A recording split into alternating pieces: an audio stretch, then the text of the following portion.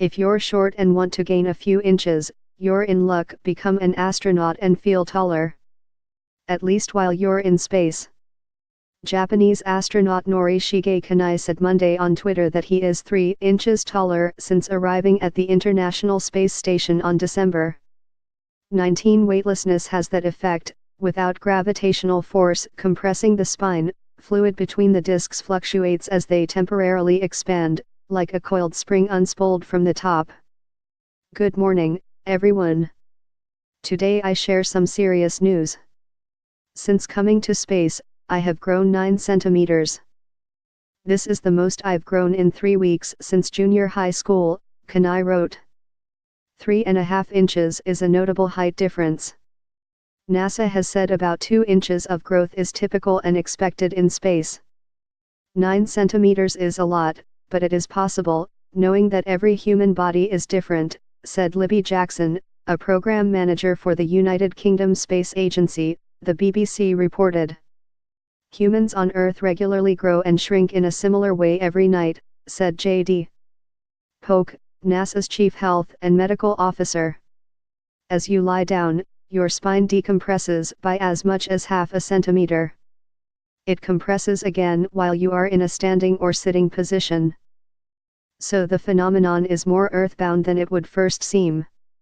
While growth is temporary and astronauts revert to their normal height when they slip the bonds of space and return home, the height difference must be accounted for when figuring the dimensions of spacesuits, stations, and vehicles.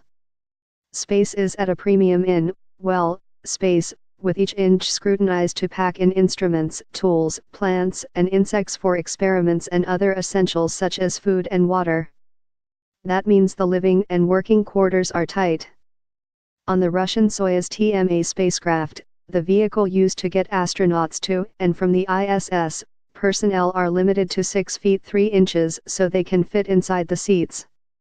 That means anyone at that limit on Earth would be restricted from ISS operations. I am a little worried I won't fit in my seat on the return trip on Soyuz, Kanai said, though he was probably joking. Polk said the spacesuits and seat liners inside the spacecraft were designed with fluctuating bodies in mind, including expanded spines. He and others are not concerned about Kanai squeezing into the seat, each one fitted with a liner customized for and molded to the body of each astronaut and taken aboard the Soyuz to ensure a tight fit during the violent reintroduction to gravity. 365 10 pic.twitter.com/fvb2g0lklb.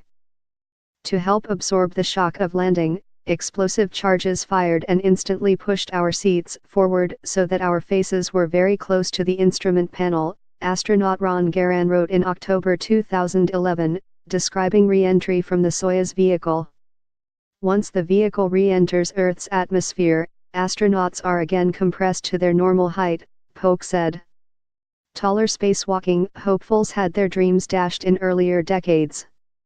The country's first astronauts, the legendary Mercury 7 crew including John Glenn and Alan Shepard, were all under 6 feet. It would have been too much for anyone taller inside the claustrophobic Mercury capsule.